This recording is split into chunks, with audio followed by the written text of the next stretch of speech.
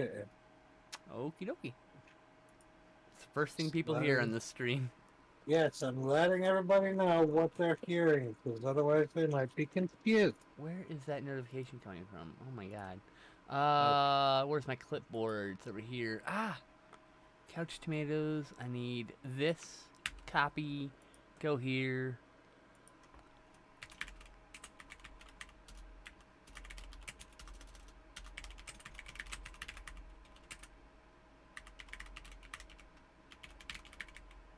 Twitch.tv/skinslip. Burp. Burp. Should have had that ready. Workspace. Images. Couch potatoes. Couch tomatoes. I named it wrong in the folder, and I have no desire to fix it because I have a million things linked to it. So it's like, anyway, tweet. All right, excellent. Now I just gotta go over here. Streaming announcements. No, wrong one. What's the other one? 6 streamers. There we go. I am live with my movie chat thingy. Sorry, I forgot to send the link for my previous stream. I am the world's biggest loser. Alright, there we go. Blah! HTTPS:// I gotta type this shit out because of the way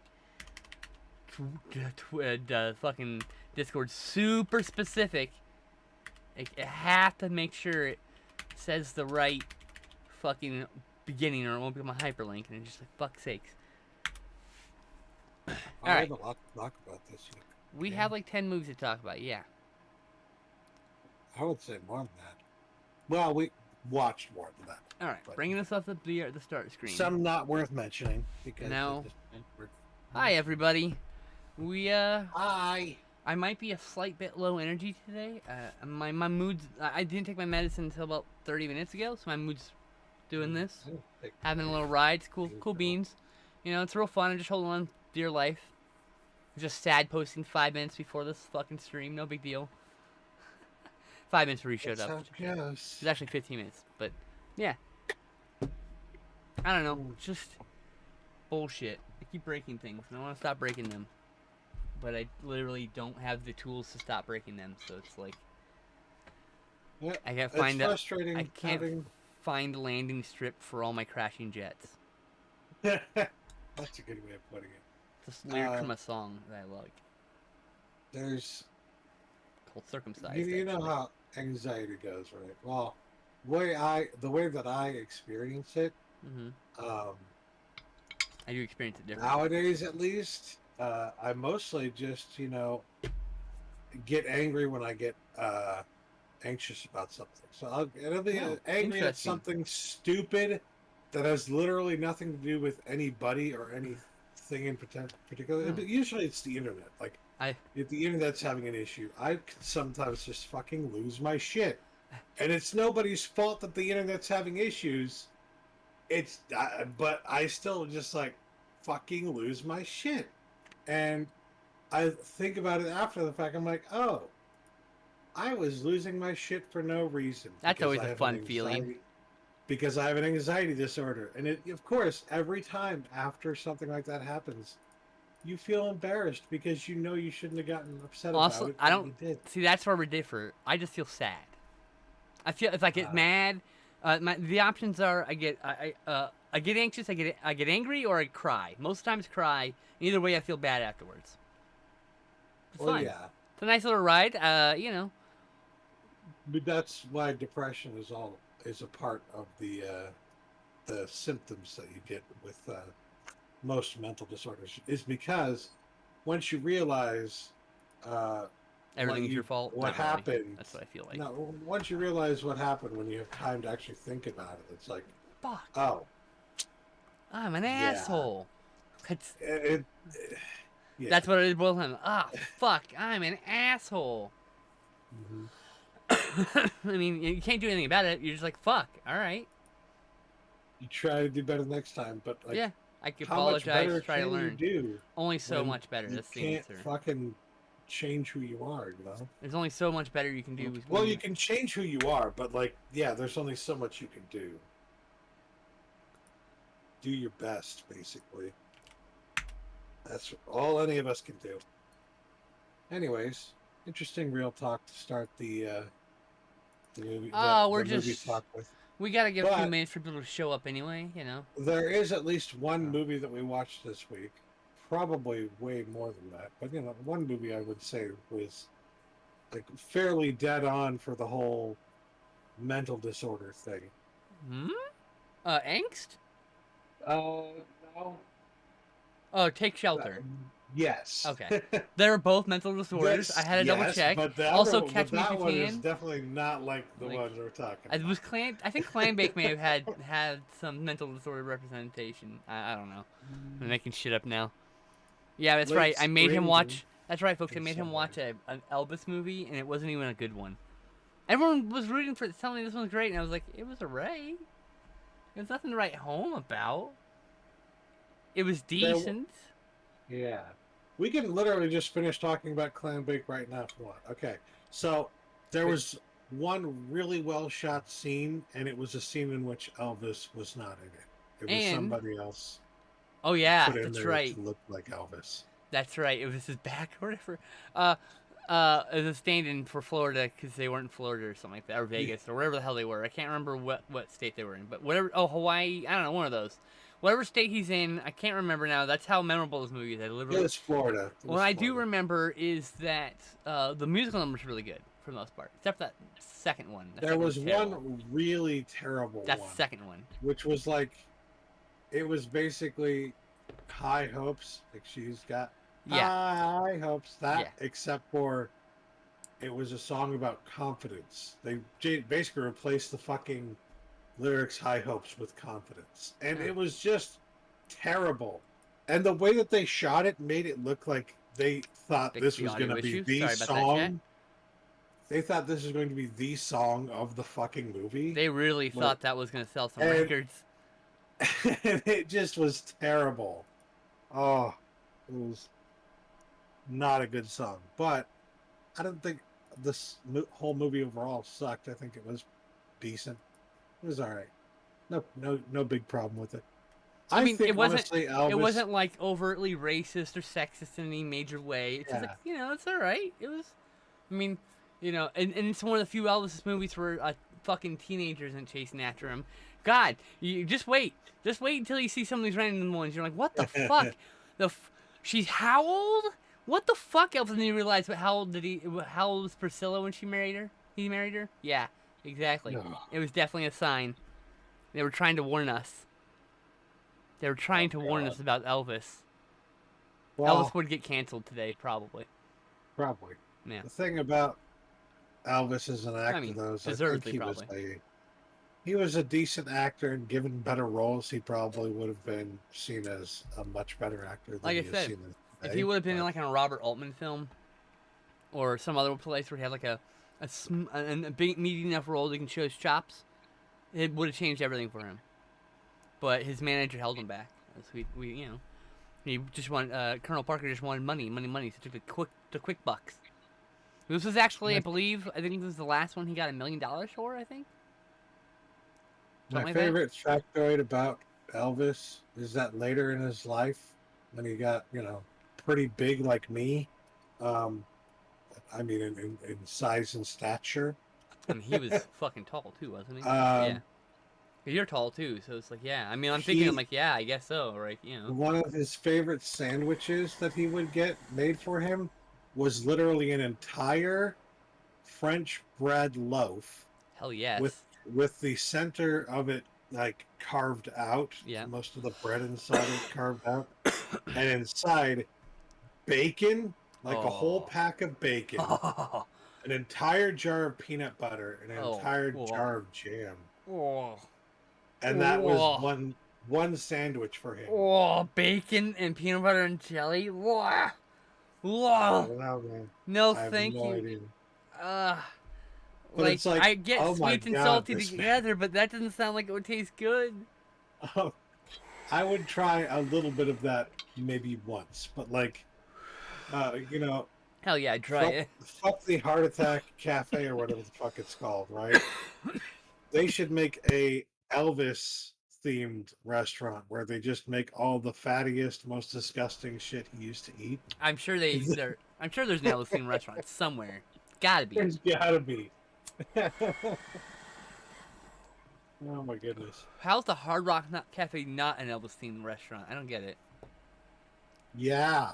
Also, you know what was a letdown? Jailhouse Rock was a fucking letdown. Great dancing dance numbers. Awesome song, obviously, right? Well, God, the story was so. Just like, well, great. This part's great, and this part's shit. I'm having a shit sandwich, you know? Just like clam bake. There's like shit moments, and there's great moments, and it's a fucking shit sandwich. It's not bad, but it tastes like shit a little. You know? Not that I know what shit tastes like, I'm just saying. It's like, but now I have to taste the shit just to get to the good stuff in the middle, god damn it. There's a fucking Twinkie in the middle there somewhere. You know, like, fuck. How we get talking about shit? How did we get talking to switch sandwiches full of Twinkies? Clam bake was in the middle of the movies that we watched. Yeah, we're not talking about them in any particular order. Mm-hmm. We also watched A Field in England, but I don't really have anything to say about it because it was such a weird fucking experience, and I was not in the headspace to watch it. I didn't think it was that bad of a movie, especially because I just watched a documentary about mushrooms. Mushrooms, Amanita mushrooms, psychedelic mushrooms, and watching that and then watching this. Yes. I highly recommend watching that and then watching this because. It's like it gives you an understanding of like, oh, wait a minute. What's happening in this movie might not actually be happening. You know? Yeah, we see might all be a trip. Yeah. Well, they get like hungry and they're like in the field and so like they eat mushrooms and start having a fucking wild trip. And it makes sense as a movie. It's just it's weird. I dissociated for large chunks of the movie, which is not the movie's fault. I feel like I need to give the movie a better chance. You know what I mean? Fair. I didn't think it was necessarily a great movie, but it feels like a kind of a low budget movie. I gave it 4 out of 10 stars. I think it perhaps. Holy shit! I think way perhaps. Better than that. Yeah, that's right. That's why I said I think perhaps it deserves a better rating. I just like I said I can't officially give a review to anybody because I literally. Basically, I would just snap out of it, and it's like 15 minutes later in the movie. It's like, what the fuck's happening? I think I gave it 6.5 out of 10. Can't remember exactly. That's not bad. Like, I hate half stars. God, stop waffling. Is it 7 or is it 6? All right, fair. I'll put it on 7, but like, fuck yeah, there we go. 7 with a lot of people will think I'm crazy for saying that, but fuck them anyways. You know, it's just like. This isn't going to be everybody's cup of tea, but it's still good. You know? I mean, it's well shot and it's well acted. Those two things I had no problems with. Yeah. If you have epilepsy or flashing issues, such as like autism or ADHD, there is a ton of flashing imagery in this movie. I think that actually may have caused me to dissociate. Now I'm thinking about it. I think I shut down. Probably. Because that's what happens. So and it doesn't happen with like. There was just a lot, and it was a lot, and it constant. So, I can.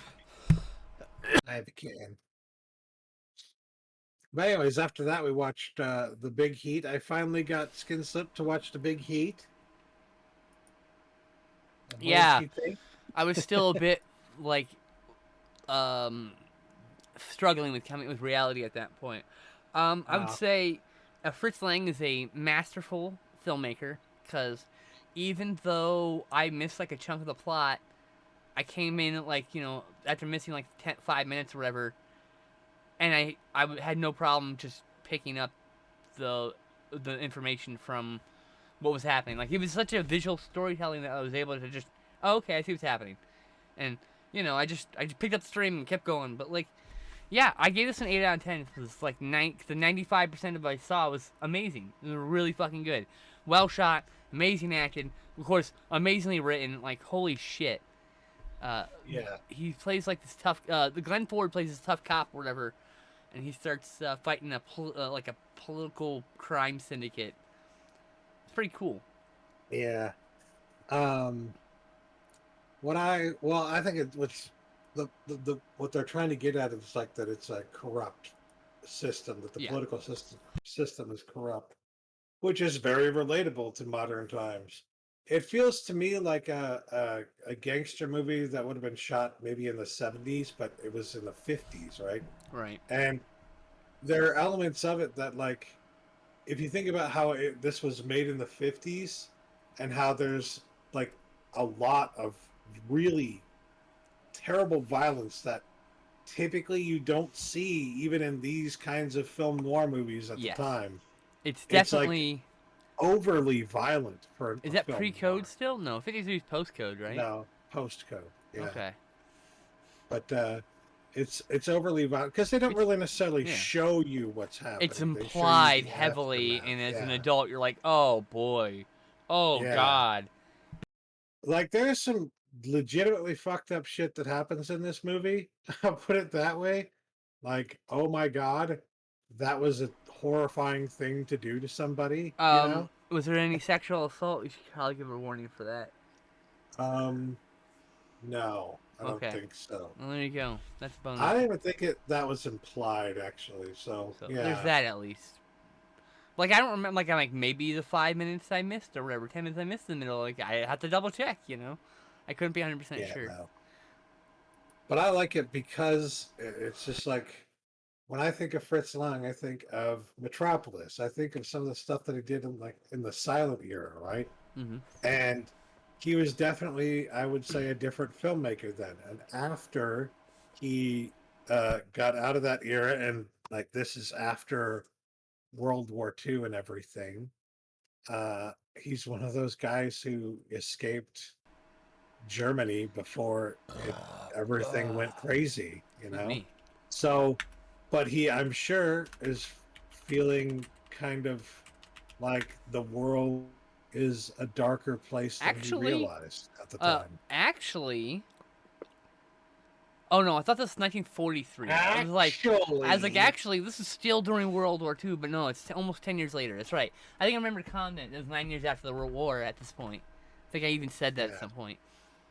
Sorry, I confuse myself sometimes. Well, yeah, I think that Fritz Interesting Lang enough, was, we watched. I just found a point of connection. Yeah, interesting enough, in the Dirty Dozen, Lee Marvin plays a character in the war, in a war that he fought in 9 years prior, also or so. So it was kind of interesting that there's a kind of a shared connection there. Anyway, sorry, that came to mind. So 12 years I prior, think that but yeah. Fritz Lang at this point was probably seeing the world as a much darker place than he had maybe originally thought it was. And I I think think that really influenced the way that he made movies like this and some of the other movies that he was making at the I time. think he saw the So I cruelties think of he made all man the and it fucked mistakes. him over. Like it fucked him up. Like how do you come back from that? You with your own eyes, you witnessed like people you possibly knew, at least by name, be murdered. Like that's some fucked up shit to deal with. So Mhm. yeah, I bet you he struggled a lot with that stuff. I mean, shit. Because you see, like, these movies are a lot more violent. They're a lot darker than what he would used to do. So Interesting. I it's still have to just, see it's M. I interesting. haven't seen that. I own it, but I haven't seen it. I'm on it for like I 5 years, still need 6 years. it too. Do you own it? Yes, I think so. But if I don't, it's on HBO Max. Oh well, shit. You should watch that. Since I have access to my And Blu-ray, and you have access to HBO. So yeah, I gave Big Heat, well, like you said, 8 out of 10. Yeah, I think that was a very fair score. Let's see here. I'm going to add these to the other list while we're remembering discussed ad. Sorry. Next is one of my favorite movies of all time. Late Spring, by one of my favorite filmmakers of all time, Yasujiro Ozu. And boy, howdy, is this movie emotionally heavy. And this is the kind of movie I needed after watching Field in England. This is the kind of movie I needed to ground me, because like this is like this is the director that invented the tatami shot. Anybody doesn't know what that is? That's that happens is you take the camera and you hold like normal and you kneel down like you were sitting on tatami mat, and you film it at that level. So you're looking slightly up at people standing. You're looking at eye level at people, kneeling on tatami, and so it's very similar to like a stage, watching at time very like in their culture in the Japanese culture, like theater was big, and so like early film oftentimes took shape in the form of theater. I mean, like either reproductions or real like straight on type, don't move the camera, one take type deals. You know what I mean? Like that kind of stuff. Like, and then like as you go on, less and less people do that now at this point in the era by 1949, and Ozu has taken that at least lockdown camera approach and masterfully twisted and turned it and adapted it to showing you everyday life and the struggles contained within. I'm sorry that took a long time to get around the Ferris wheel here. It went around, all right. I was trying to find the words, and so like I was just kind of stalling part of that sentence. Anyway, where are the words? It's about this wonderful relationship between a friendship like relationship between a father and his daughter, and he's worried about his daughter because she's in her like 30s, and she's basically unmarriable at that point in their society. At least that's what they believed. You know, a lot of the older people believed because it was like that, or like arranged marriage. But this is the area when arranged marriages weren't. It's still very much like that in Japan. Is it? I have no idea. It's like that in our own country. Women in Japan feel like, if you're not married by 30, then it's over. That's legit. Fuck marriage. I've watched enough people streaming in Japan, like, talking about this kind of stuff, and it's true. It's still the case that they still feel like that. So go to Japan, marry a Japanese MILF. Got it. Oh, no, I'm kidding. Just because I want to live there. That's why. I love that country. It's so beautiful. I want to just visit every square inch of it. Anyway, that's besides here or there. So yeah, it's about so he feels bad because his daughter is like in her mid-30s, and he feels responsible for that because after his wife died, she kind of took up the burden of taking care of him on his day-to-day tasks, and she's clearly like aromantic at very least because she has zero interest in romance. Her happiness is actually just hanging out with her dad and just experiencing life and getting as much time with him in his later years as possible. He's in his late 50s, and they're talking about like he's going to die soon. I guess that maybe, I don't know if that was true or not at the time the movie takes place. I have no idea. But, as I don't know about, average ages, yada, yada, yada, science crap, that's beyond me. Science data, that's beyond my crap brain, I should say. So, fuck, what were supposed to, I lost my own train of thought trying to correct myself. Oh yeah, so they set up an arranged marriage and like, it's just watching this lady who's clearly like has no interest in sex or romance and just wants platonic relationships, like just wants to be left in peace, but like she feels beholden to like marry somebody to make her dad happy. But the sad thing is my favorite part of the movie is like during the course of the movie you find out that they both would be happier staying with each other, but they both think the other would be happier if they left. And so like, well, what happens? I don't know. You have to watch the movie, but like, that's just it reminds me of this meme that like, you can make all the right decisions and you can still lose the situation. Mm-hmm. And it's like the hardest thing to swallow. And I feel like this movie is kind of like that, where it's like she feels like she has no more options, so she has to do this thing. And it's like, this movie fucking made me cry so hard. Late spring. I cannot wait to watch these other Ozu films. Also, I need to note, we watched Witchcraft over this last weekend, and we found out a few of my movies have been removed from my Hulu DVR. So, which is bullshit. I hate that nonsense. Like, what am I paying for a DVR for if I don't get to keep the shit I recorded? So I'm probably gonna only be choosing for my DVR for a long while. asks me a lot of like, we're gonna watch this because it's here. We'll watch this. I had no interest in seeing this, but here you go. Anyway, sorry, I got this. Go, talk. What are your thoughts on Late Spring? I love that it's just a story about you know, normal everyday life kind of a situation, and talking about it's like how you can find drama in the things that most people would not consider dramatic, Mm-hmm. and how everyday situations in life can be the kind of things that are really like pull at your heartstrings kind of thing.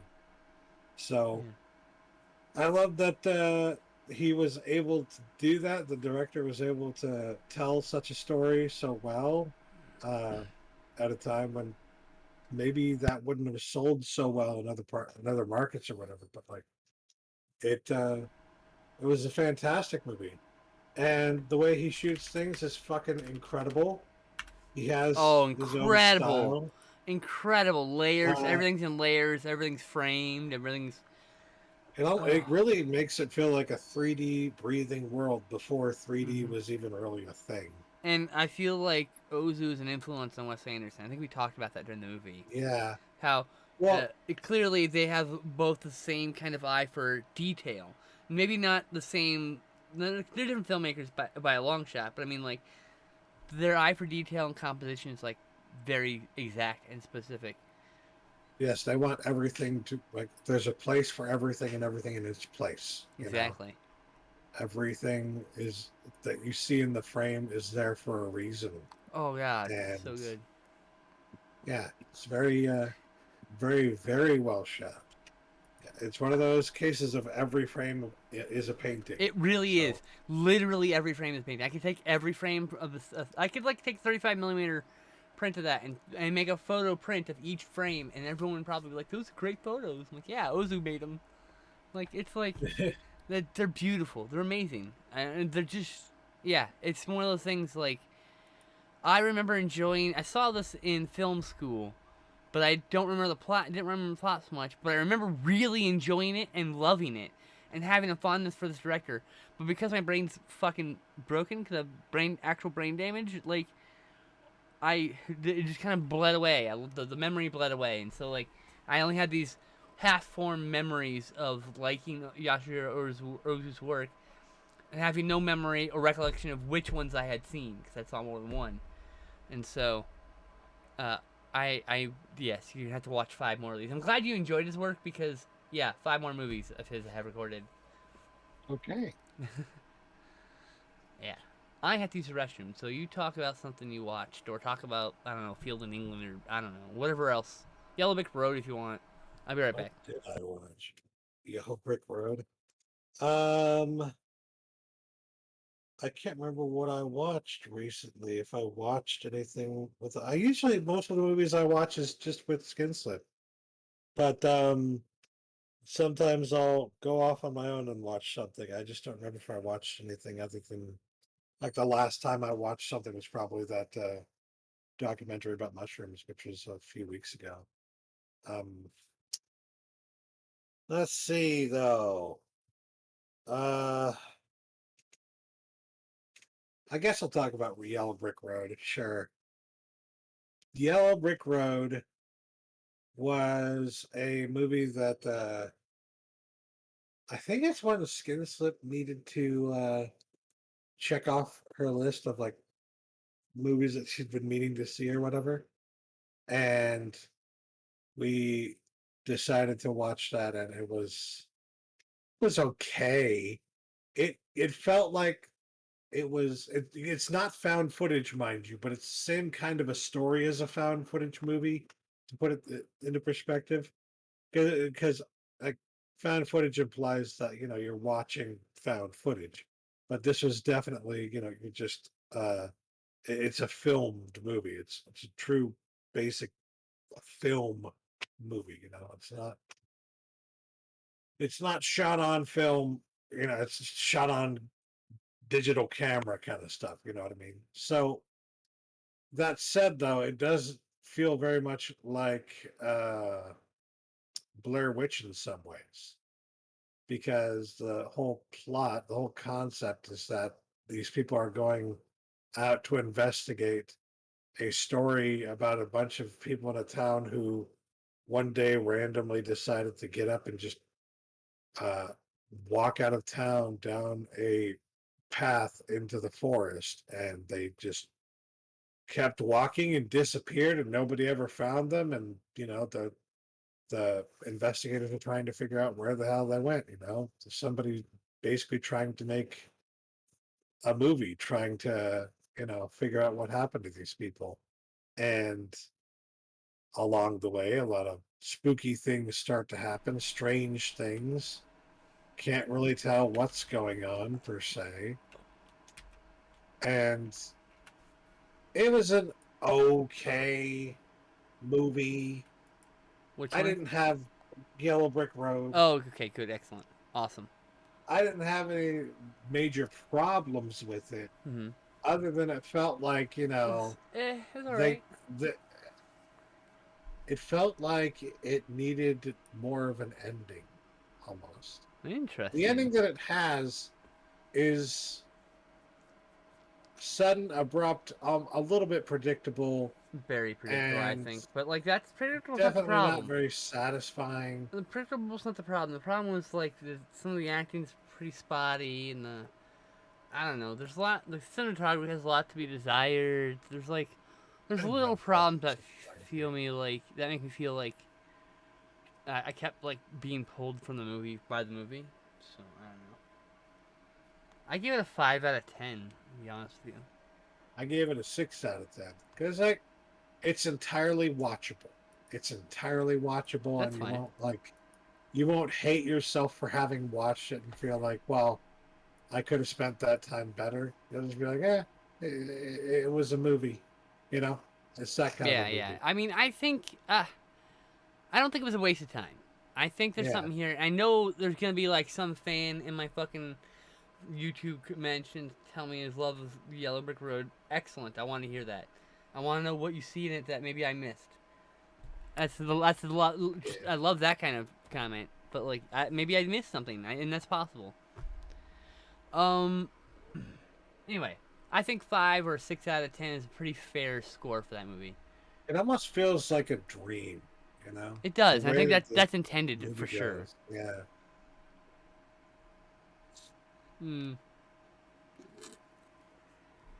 Some of the effects are a little spotty too. Now I'm remembering a little bit. All right, next we watched The Vast of Night, which is basically just a movie about people talking about aliens. So it's kind of interesting, but it's like never boring. It's so well shot. Yeah. Go for it. I knew you wanted to say something. It's like a movie where people talking about aliens. It's like, yes, okay, so it's definitely doing the low budget thing where they're not really spending a lot of money on showing you the special effects or whatever the heck, but because they invest so much time into the characters in the film, the people in the film and their story, you actually grow an affinity for them, and they get to actually develop the characters, and they are interesting characters, and it's an interesting story. And it's not like nostalgic in a lazy way like some throwback kind of movies are, right? My favorite little thing is the name of the radio station is WOTW, which stands for War of the Worlds. Which is Are you sure yes, it does stand for that, or you yes. That's your theory? No. Is it a theory or no fact? It's fact. God, right, that's not a fan. It's not a fan theory. All right. Oh God. Yeah, it's your fault. So there's one really incredible drone shot. Oh yes. Flies following like characters, right, and up over a building, down around, and then it goes in, and that's when it becomes a different shot. But like, there's actually it goes through half the town basically. Yeah, that they're in. I feel like there is a cut somewhere in there, like when it turns around. It's like a minute long, this drone shot, so so you know what we're talking about, which is really impressive It looks great. Any shot. Most shots in films only last for a second or two. Yeah. Lasting for almost a whole fucking minute is insanity. Like I loved the way they did it too, and it didn't feel like sometimes they do these newfangled drone shots and like they could have done that better in some way. They don't feel like they could have done this shot better. The shot basically showed you the whole town, showed you what these people are fighting for or whatever, wanting to save, and it's like I don't know, it's just something about that shot I thought was really well made. Like that shot, the whole movie itself was really well done. It was low budget. It absolutely looks low budget, but like not in a negative way. Yeah. More that we're trained to see this shit because we've watched way too many movies. I think the average viewer will not notice any low budgetness in the movie, to be really honest. Yeah. What I will say is most of the characters are very well written. They feel realistic. One of the main characters, the guy who is like who runs the radio station, he is a very nerdy type of character, and it is during that time period where you would expect a bunch of people to be bullying him or not taking him seriously because he's the nerdy character. But people show him almost an undue sense of reverence, an undue sense of like importance. This guy's really important. He's like the fucking cornerstone of the community. It's like, okay, that I don't necessarily buy. I don't necessarily. It's fantasy, to be fair. Yeah, that one character feels to me like it was whoever wrote this. That was them putting themselves in the story. Oh, that's 100% important. Or someone they know. 100%. I feel that, but I didn't feel like he was unrealistic. I just feel like this is not the real world. So, of course, there's no bullying. Who fucking wants to put bullying in the movie if they don't have to? Like, it's not an important plot point. One of the things I like is how they spend enough time on the characters so that it makes it feel more realistic. Yeah. So, well, you say it's not the real world. I'm like, I don't know. Isn't, it but feels pretty real to me. Making you think make you feel the movie's real is what the power of good film is. Yes. Has nothing to do with it trying to emulate reality because there's fucking aliens in this, Justin. Okay, so like, it's not the real world. Are you trying to say aliens don't exist? Because they do. I'm not saying that, but I'm saying is where's the proof? All those videos, it's all been debunked. It's a shame. Nope. Because I wanted them to be real, but not enough to not. Wrong. Doubt. Even the government admits that UFOs are real. No, I don't doubt that. They definitely probably are real. I don't know if they're aliens. Anyway. But yeah, I don't want to give away too much about the movie. I just will say that if you like spooky character-driven films, this will do you good. It's a sci-fi movie too. Yeah. It's really good. Cinematography is fantastic in this, by the way. Like, really good. Like, this guy, why isn't this guy directing more movies or something? I don't understand. He did this movie like 2 years ago, and then... This is like the one movie he did, and he hasn't done anything else. And it kept getting pushed back. It kept getting pushed back, and like finally it got released on streaming, and then... Yeah. But you should see this movie. The Vast of Night is very good. Yeah. I believe I gave it like an 8. 7. I gave it a 7 out of 10. But it was borderline 8, really. It was borderline 8.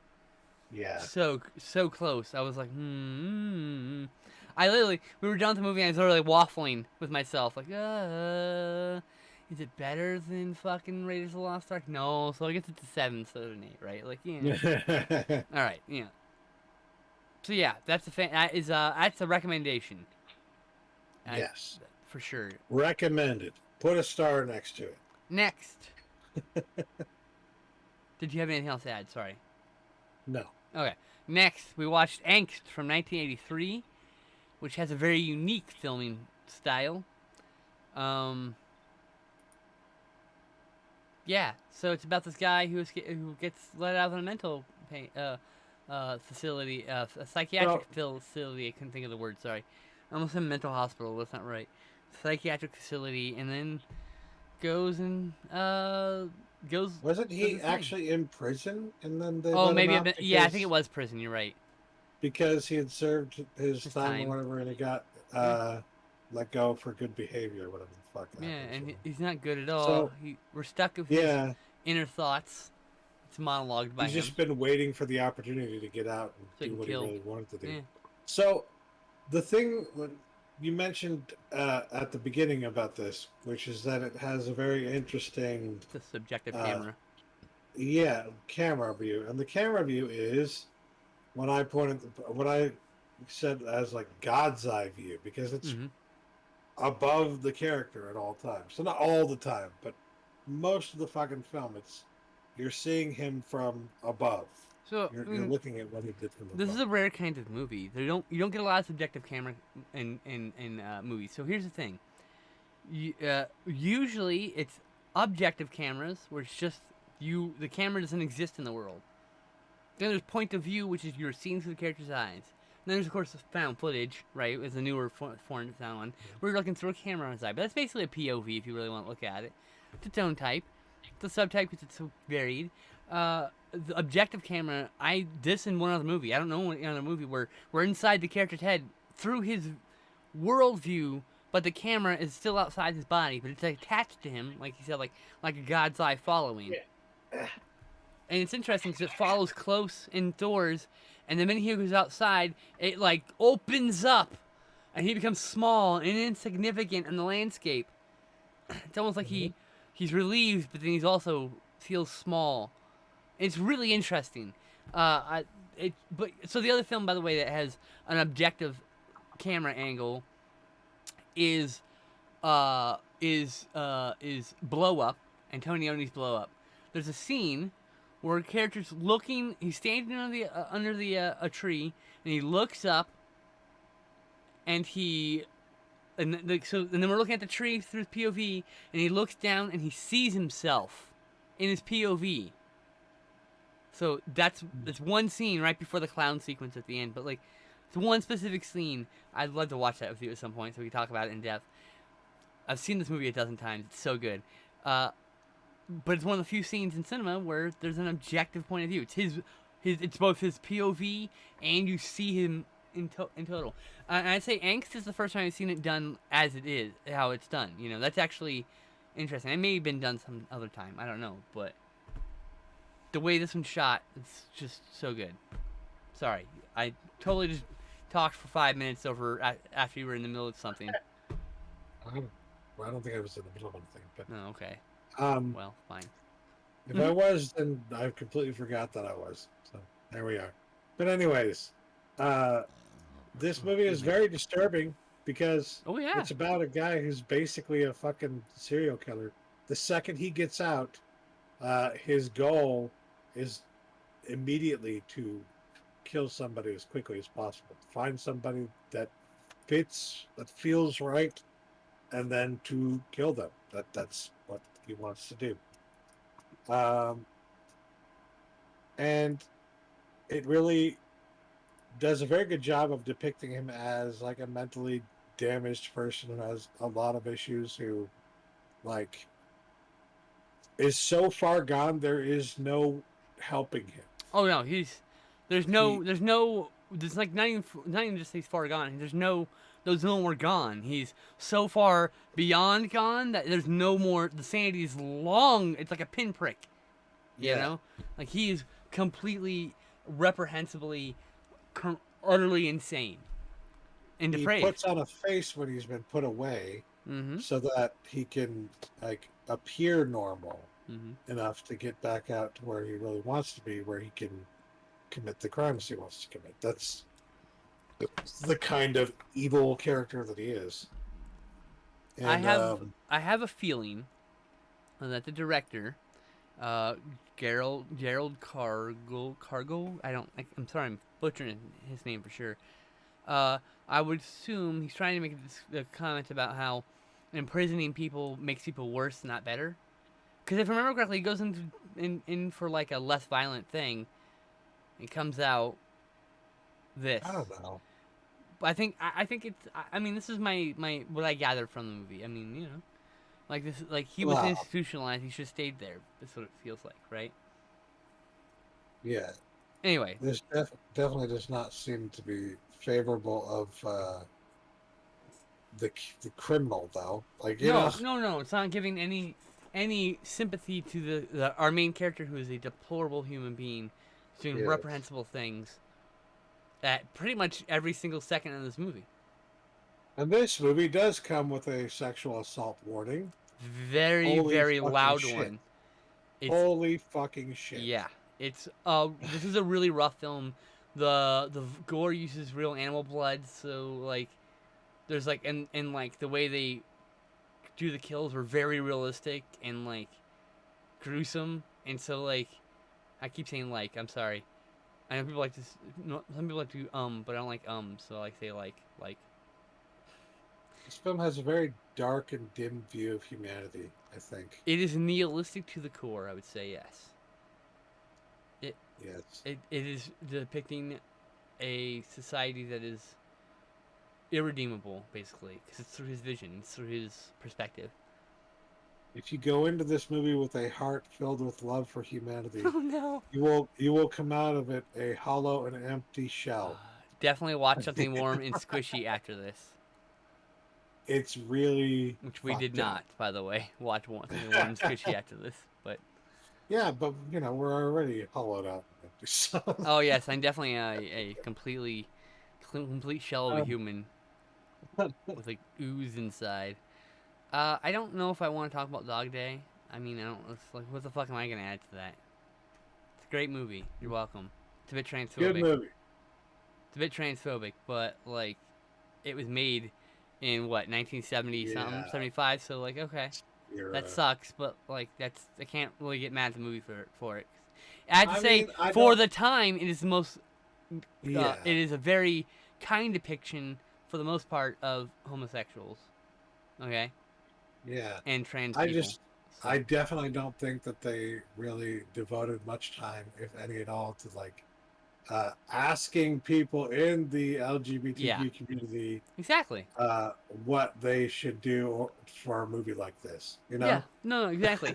I mean, like 1975. So you're just like, well, that sucks. Warner Brothers paid $2,500 for the rights to this movie, and that man gave it to his girlfriend so that she can get her sex change. Yeah, which is awesome. Her gender reassignment surgery. Excuse me. GRS. Oh fuck! I gotta keep up with the add to a list. Discussed. Add to a list. I'm not gonna add that movie as discussed because we didn't really like go into it. Just talked about a few things. Yeah. All right, next we talked about Clam Bake already. Catch Me If You Can. I don't really have anything to say about that movie. Really? Yeah, well, it's alright. I mean, it's a good movie. Yeah, we can mention how it's kind of his love, in some ways, Spielberg's love letter to Hitchcock. Oh, 100%. That introduction, the intro to the movie is just 100% Hitchcock. Oh yeah. I mean, I feel like Spielberg oftentimes does like Hitchcocking things. I mean, he does the Hitchcock shot in Jaws. You know, the rack focus. Mm-hmm. Yeah. It's not a rack focus. It's something else. I think a rack focus is when you go from focusing here to there. If I remember correctly. No, it's pulled focus. That is a rack focus because you're racking it, and the pull focus is when you go from one layer to the next layer. All right, sorry. Yeah, so it's a good movie. I mean, 8 out of 10. Catch Me If You Can. You know, I gave Dog Day 8 out of 10 also. It would have been higher. They're good movies, and maybe we will talk about them more at some other point. There's nothing to say right now. There's not really. I mean, the fuck am I gonna say about a Spielberg movie that 1,000 people have already reviewed? Yes, these are movies that most people have already seen, and they know why they're good movies. Yeah. They don't need us to say. We watched The Dirty Dozen, which is a classic. The only thing is that like, you know, Lee Marvin's such a badass in this. Oh, and wasn't Donald Pleasance in this also? And Ernest Borgnine and Charles Bronson and John Cassavetes and Jim Brown and Robert Ryan and Telly Savalas and Donald Sutherland and Clint Walker. I keep finding people. Yeah, I think it's everyone. It was the kind of role that I was not expecting to see Donald Sutherland in, because I'm so familiar with Donald Sutherland in his horror movie roles, you know, and just different kinds of. I'm familiar with him from Don't Look Now and great. From Invasion of the Body Snatchers and things like that.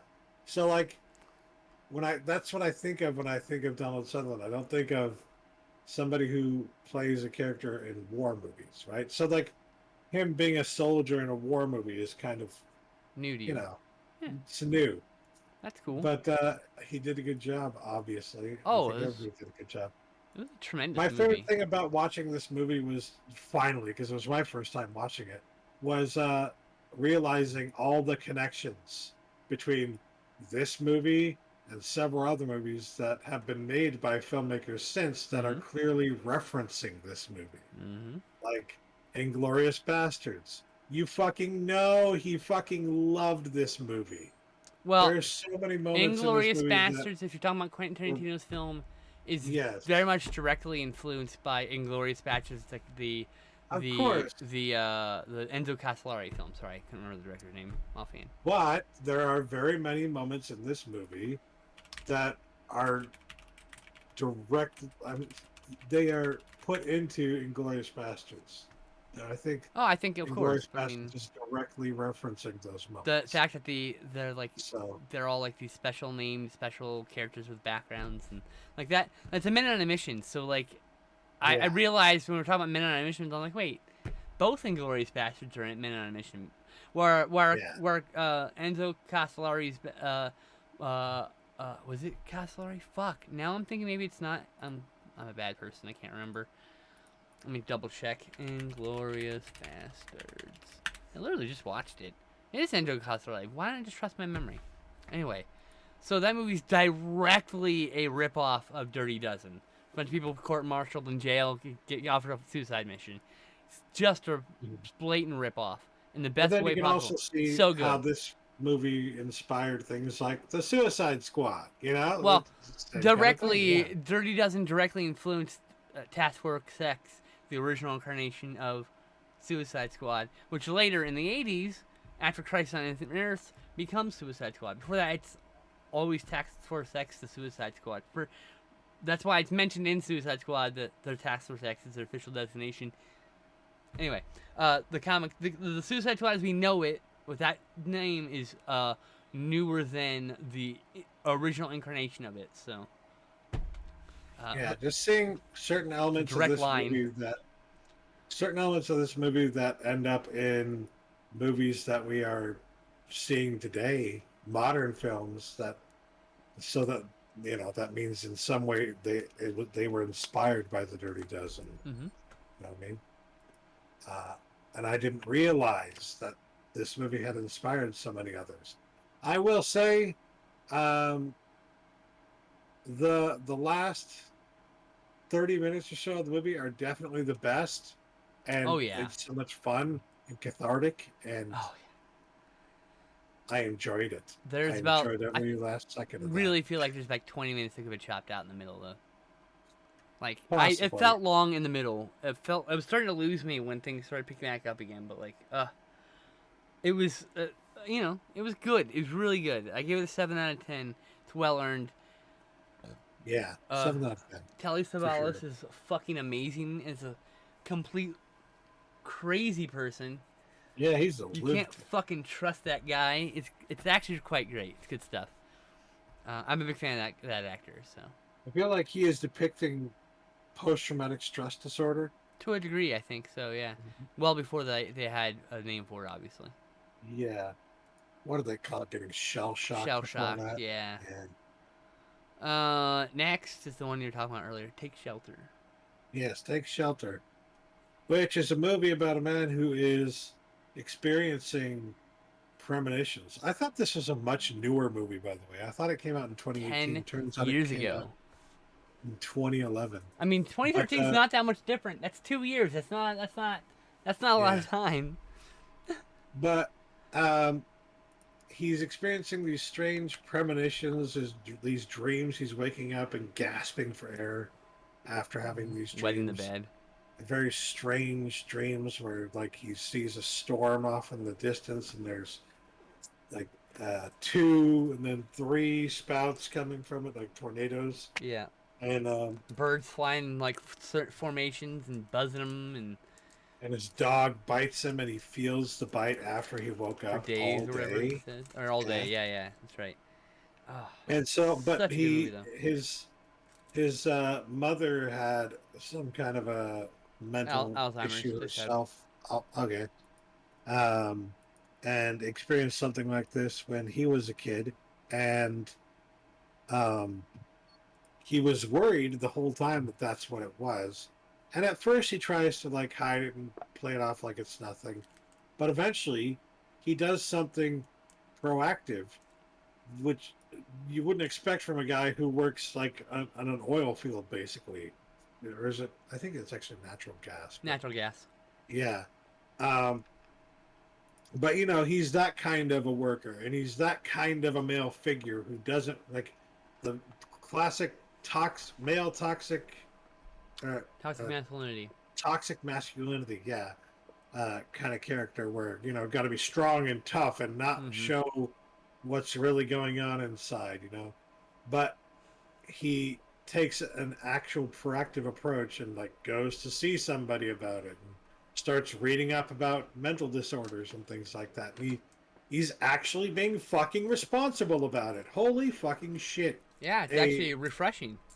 Yeah, it's very refreshing to see a male He's still struggling. character who is strong. He's like a typical, prototypical, strong, family man kind of a male character.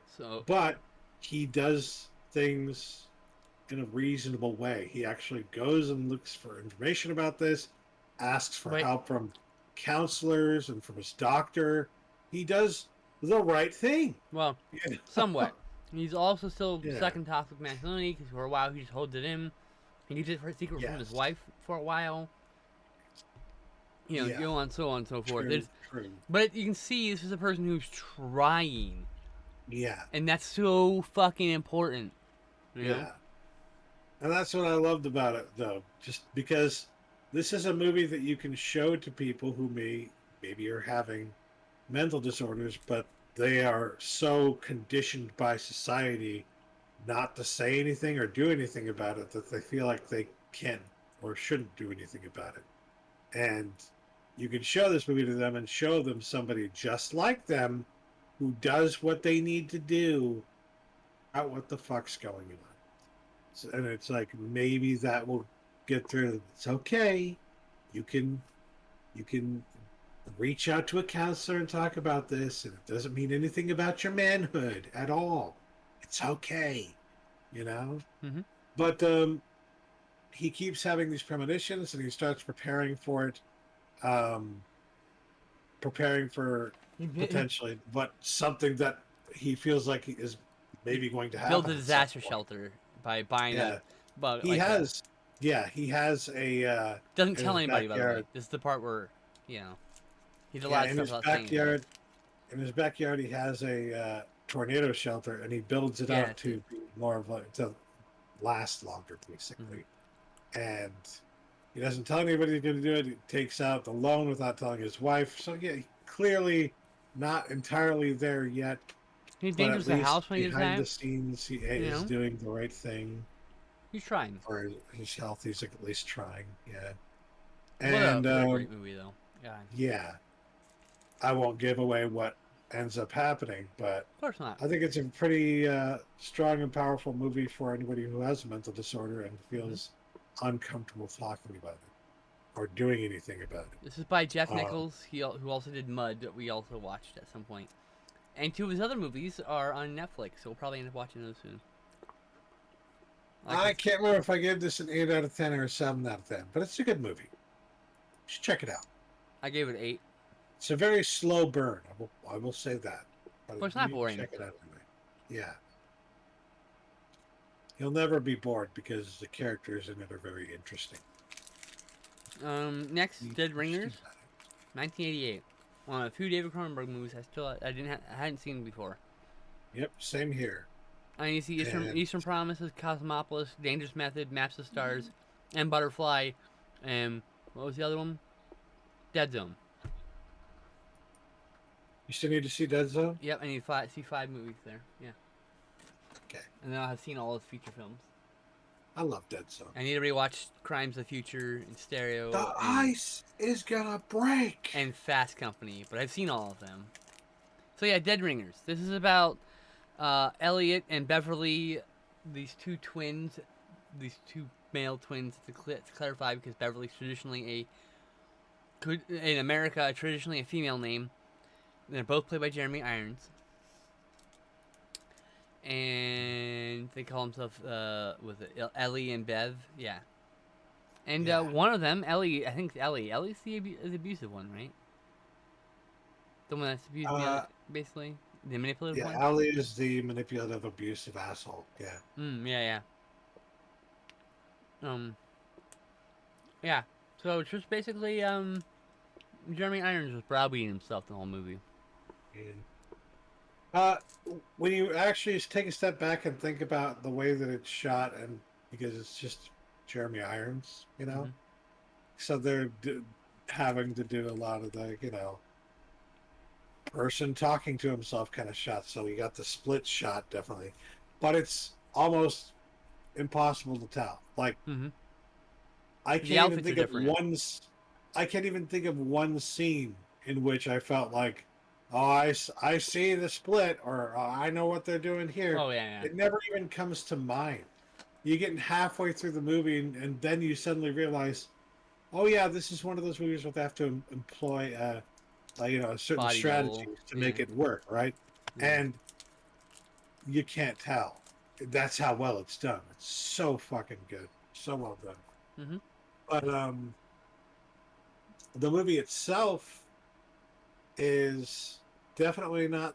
I mean, you can tell it's Cronenberg. And you know a little about body horror, especially in certain scenes, you can tell it's Cronenberg.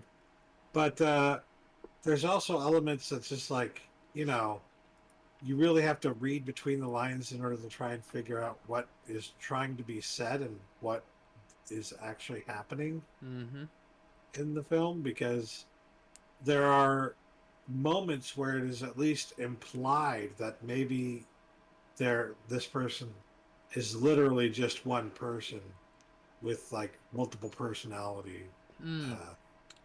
Yeah, it never gives you a definitive I don't know what the name of the actual thing is, but yeah, It does feel like there's a person with split personality, but the implication of the movie is that they share a soul.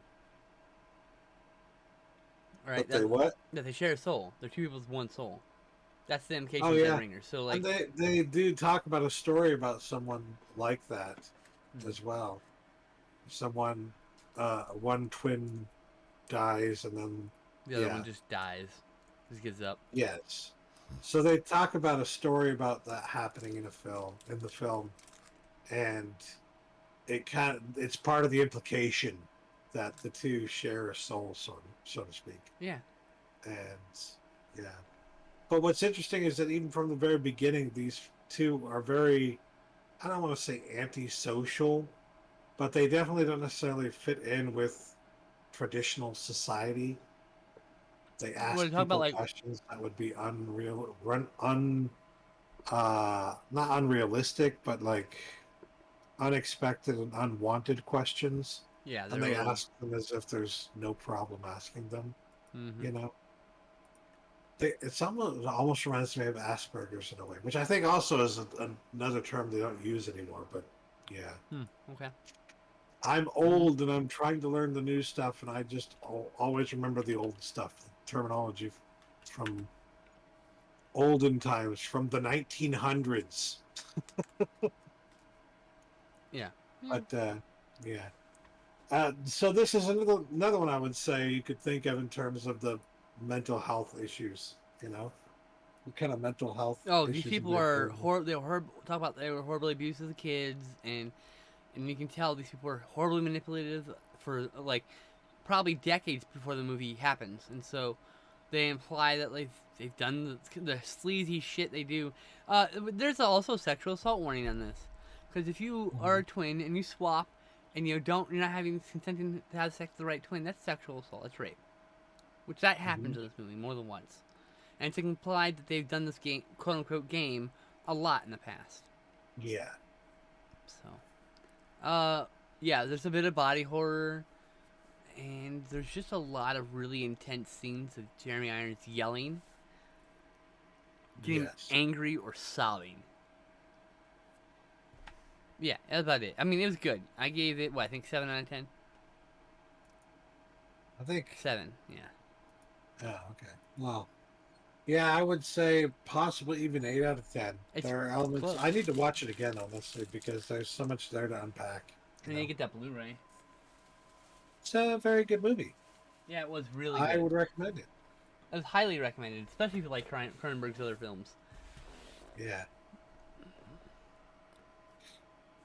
Do you want to talk about the problematic film, or should we just skip that one entirely? With the naked. Is it that problematic? There's just that one scene that's problematic, right? I don't know. She's having sex. I think it's hugely problematic as a film. But other movies do that as well. Like, let the right one in, you know? That they imply what's happening. That There's more than implication in this, though. They're making out in a fucking bed naked together. Yes. We're talking about the little girl who lives down the lane, by the way. And she's underage, both in story and in real life while filming it. Yes. So I don't feel like we both cringed. And we both like, I was like, whoa! Apparently it was. It came out of nowhere and was a shock to us. It's just, yeah. Anyway, I think that's as much, and as much as I want to talk about that movie for this. All right. I really don't want to give it any light and just forget it. Fair enough. Do you want to talk about witchcraft at all, or do you want to skip that? Not really. It was good though. Errementari, the Blacksmith and the Devil. It was a good movie. We watched that just last night, actually. Yeah, beautiful visuals. This devil's like locked up, and he's like trying to make deals, and oh man, this actually was incredible. The dub on this is, it's alright. I have to say the dub's a 6 out of 10. The actual movies, I think I made it a 7 out of 10. I didn't even listen to the dub when I. Oh really? Went right into the movie and I heard the dub. I was like, oh screw that. I listened to the dub. Not because I don't like dubs, but like it just, I don't know. I watched the subtitle before, and this was my second time through, so I thought I'd watch a dub. Because I watched it previously with an ex a couple years ago in 2017. And so, I like this one. I gave it 7 out of 10. Did I rate? I may have rated it higher. I have to adjust this. This might be the wrong rating. No, I give it 7 out of 10. So I have a notebook. Back up, because sometimes you'll log something or change the rating of something, and then like the next day it's reverted, and you're like, what the fuck? Not usual, but sometimes. Yeah. It's a Basque Films made in Spain. And so, I highly recommend this one. I think it's 98 minutes. It's really short. It's a visual feast. I mean, there's not a moment where there's not, like, beautiful lighting or, like, cool-ass visuals. And I like the whole get-up that the blacksmith wears for a few scenes. The mask and armor and shit. Now, because it does feature a devil-like looking character. It's a demon for sure. Yes, and an old, bitter, what is he again? Blacksmith. That's the name of the... Errementari is Blacksmith. Yeah. And Sartael is the name of the demon. Because of that, I did at one point. I don't think it was criticism; it was just being silly. It did, in some ways, remind me of Santa Claus versus the Devil, or just Santa Claus. But that's just yes, it did, but only superficially. Yes, that's an unfair. We were joking that the blacksmith looked like Santa Claus. It's not criticism; it's just being silly. It's a good joke. But I would say if it were something like that, then it's a fucking fantastic remake. That's better than the original. But it's not a remake. It's not, because it's just it doesn't have Santa's workshop full of slave children from various countries, so it can't be. It can't be a remake. You can't have a remake without Santa and slaves. I just want this to be a Christmas movie. In fact, there's a movie called Satan's Slave, and I want to make a movie called Santa's Slave, and then just make a spoof of Satan's Slave. What I like about this movie, what I like about this movie is that they spend, I would say, at least 30 minutes or so in the beginning familiarizing you with the town folk The world. and who they Yeah. are and the way that they act and behave. And it's very clear these are not good people. No. I can't even think of one good fucking person in this movie. It's one of those And things where, like, you know that type of person claims they're a good person, but they're just shitty. Yeah, that. It's a whole town of that. So you don't feel any fucking remorse for these people. Especially the fucking the priest or whoever the fuck it is. That guy, the preacher, is like supposedly a man of God, but he definitely does not act like one ever. Not for a second. Not for a second. It's just like damn. If anybody's going to hell, buddy, it's you in a handcart. But yeah, their depictions of hell and depictions of like the lore building in terms of how everything happened and you know what it takes to deal with the devil, so to speak, and to fight a demon. That the various methods that he develops are fucking brilliant lore. I love that. It makes me want to see more stories in the vein of this, like maybe even a sequel or something. I didn't write this down in my book. I logged it 11/3/2018, but it's not here in the list. Oh, well, anyway, it's just interesting. The acting is pretty good. Fucked up. Nothing too terrible and nothing to write home about either. There was not a lot of gore. There's no sexual assault and nothing to worry about. It's pretty good. It's shot fairly well. Oh yeah. You don't feel too bad about anybody who ends up dying because they're all bad people. All the worst motherfuckers. Oh no, actually I got it wrong. Here it is. Errementari. Gave it a 7 out of 10 then too. And I did love the way that it ends, like the very end of it, when he gets a ride from the other guy, and they're riding into town, and he asks him for a story. Oh yeah, he tells the story. Like, I have a story for you. Because it's like, you know what, you could make that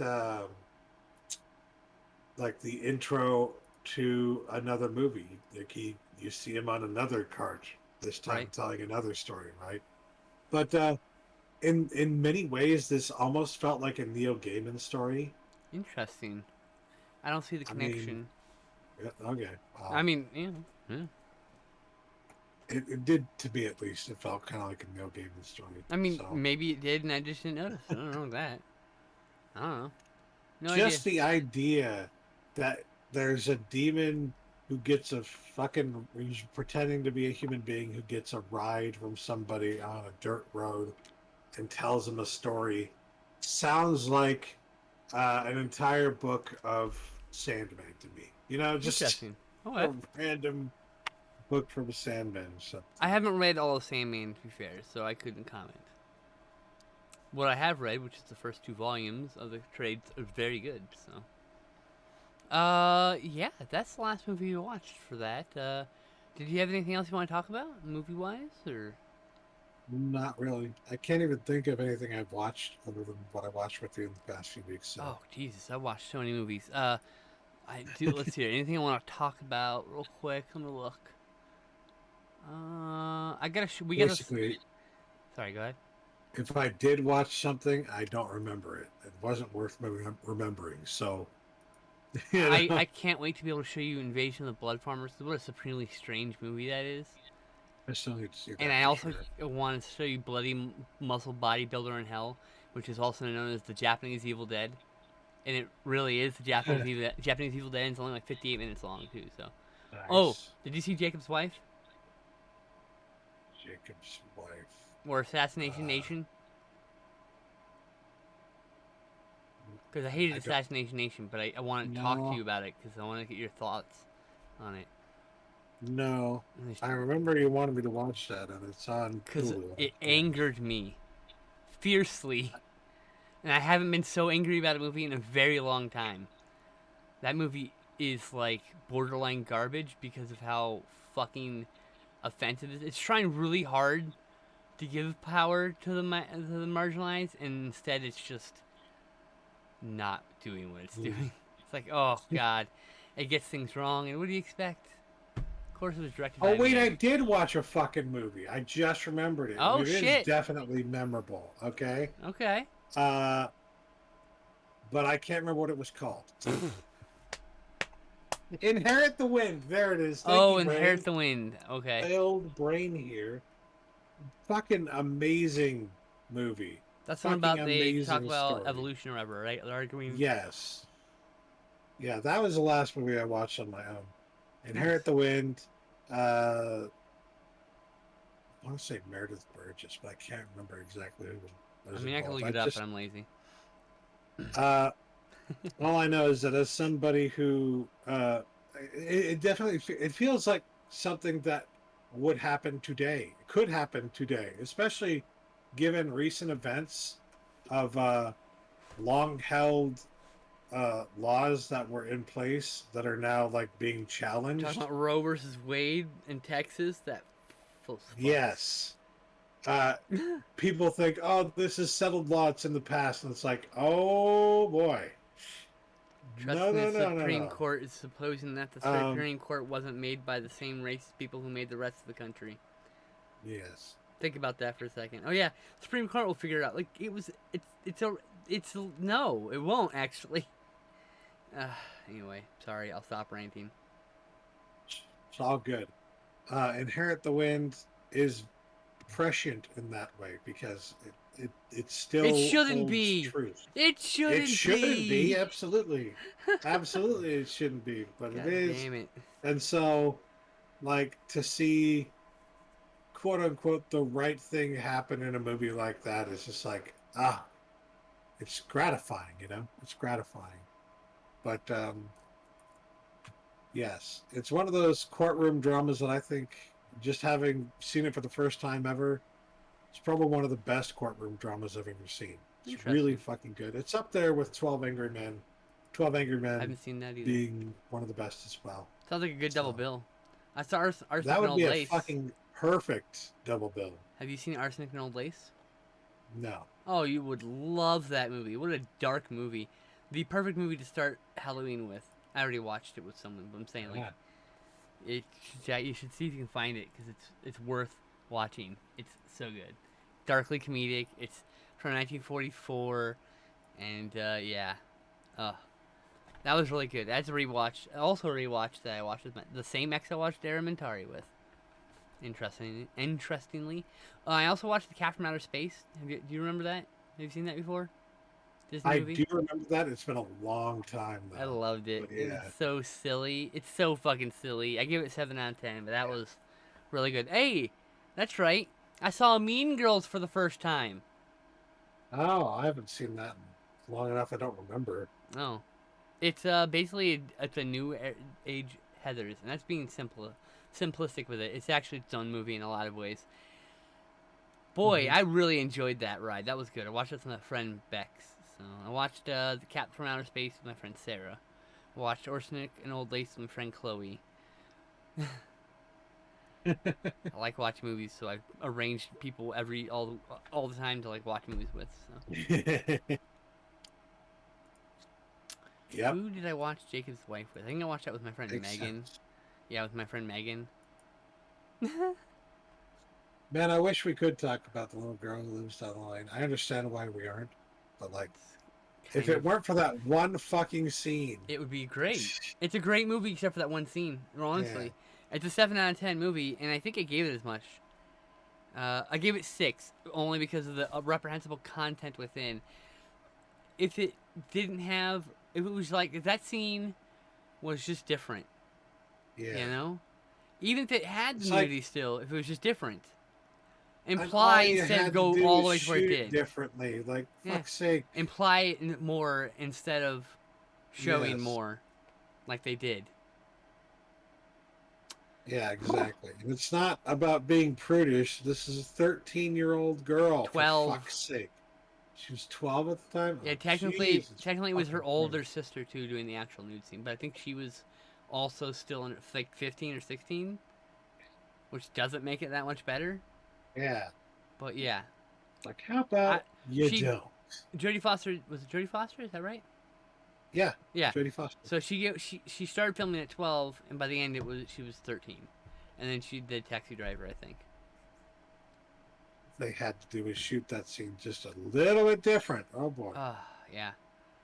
Towing the wrong line, you know. Exactly. And it's like they went so far with that. Exactly, they went so far with that movie, and then they do that. It's like, but why? You literally didn't need to do that. What the fuck? Genuinely shocked that it got released in Blu-ray in this day and age. Like, I'm genuinely shocked. I mean, with that kind of content, you would think people were like, I don't want to touch that with a 10-foot pole. You know? Possible. You would think, but I don't know. Guess not. Maybe they didn't know the content. People who released it, you know, maybe they just. That would not surprise me. They have so many movies. Yeah. Anyway, I'm sure many people who release movies on DVD, Blu-ray, or otherwise don't realize, have never seen the movies that they're releasing, and don't realize what's in them. Yeah. I mean, Kino releases like 12 titles a fucking month. I don't blame them for not knowing every single movie they've released in their 1,500 titles or something. Like they put a lot out in the last 10 years alone. Like it's crazy. Anyway, so do you have anything else to add? You want to talk about? Nope. All right. Thank you for joining us. We'll be back in like 2 weeks for another episode of Couch Tomatoes Movie Chat. I'll be back next week with some gaming. That's it. Bye, everybody. Bye. I'm in the wrong window. Bye, everybody.